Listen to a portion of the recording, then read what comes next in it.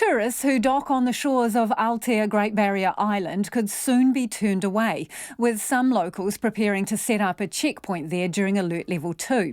Checkpoint organiser Kelly Klink says with no hospital on the island and elderly making up a large proportion of the population, it's a necessary step to keep the island safe. But police have made it absolutely clear they will not support it. Aniwa Hurihanganui reports. When the country went into Alert Level 4, Aotea Great Barrier Island was essentially cut off. No one was allowed to go to or from the island for 4 weeks. Alert Level 3 means locals can now leave the island but can't return. Jacinda Ardern confirmed today under Alert Level 2, people will be allowed to travel around the country. And that makes Aotea Great Barrier Island local Kelly Klink very concerned. We only have one medical facility, and that's in Clarissa, so that's in the middle of the island. If the virus comes here, it'll just be rampant throughout the island and we won't be able to control it. We're predominantly at the high-risk end of the threshold. You know, there's an older community. She and other descendants of local iwi, Ngāti Rehua, Ngāti Waiki Aotea plan to set up a checkpoint at the Tryphena wharf from next Tuesday, where they will turn away all non-residents, including holiday homeowners. We've decided that on the next sailing, when the boat comes in, we're going to, we've sent a message out to Sea-Link that any non-residents coming to the island will be turned away and they'll have to come back to the mainland. It's a preventative measure, and our whānau are getting quite concerned and worried for their own safety and health issues. She says Sea-Link, which operates charters to and from the island, hasn't yet responded. In a statement, police say they are aware of plans to set up a checkpoint on the island, but do not support it, given the late stage at which it has been initiated.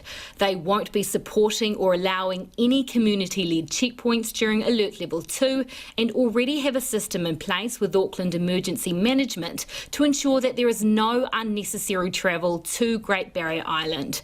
Police did not say what action they will take if the checkpoint goes ahead, but local Dean Broughton, who has lived on the island for 30 years, is backing the checkpoint. I fully support the stopping people coming here at the moment, even for another 2 or 3 weeks for now, and see how it goes in Auckland, because they've got more cases happening again in New Zealand now. So we don't have it here. Doesn't it make sense to just keep people away? And Rochelle Gilbert, a worker at Claris store on the island, supports the checkpoint too. I think due to the situation that's going on, I feel like it would make the island a bit more at peace knowing that there's nobody coming to and fro from Auckland. But not everyone on the island agrees.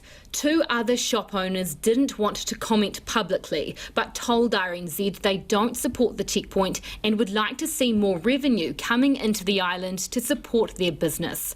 The owner of the Mulberry Grove store, Stephen, on the other hand, says preventing the spread of the virus on the island should be the priority. Oh, it's not about money. You know, income's definitely down because the tourists aren't here, but we have just come out of the summer, and it was a good summer.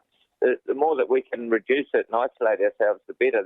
We've got 25% of the population's over 65. You know, there's a lot of other cook people as well. You know, small medical teams. So, I mean, if it came here, it wouldn't be good at all. However, he's unsure how practical a checkpoint would be and says police would need to help manage it. Kelly Klink says regardless of police support, plans to erect the checkpoint are still in place. She says discussions with Kaumatua and other locals about how they will operate the checkpoint are ongoing. For Checkpoint, I'm Aniwa Hurihanganui.